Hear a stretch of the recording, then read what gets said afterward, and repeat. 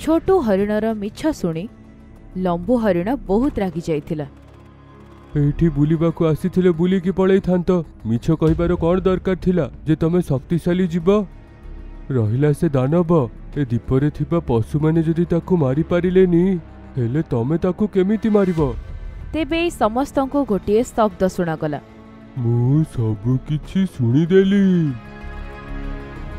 समस्ते देखिले जे सेई कक्षर गोटिए कोणरे गोटिए छोटिया हाथी बसी एमानंको कथा सुनुथिला।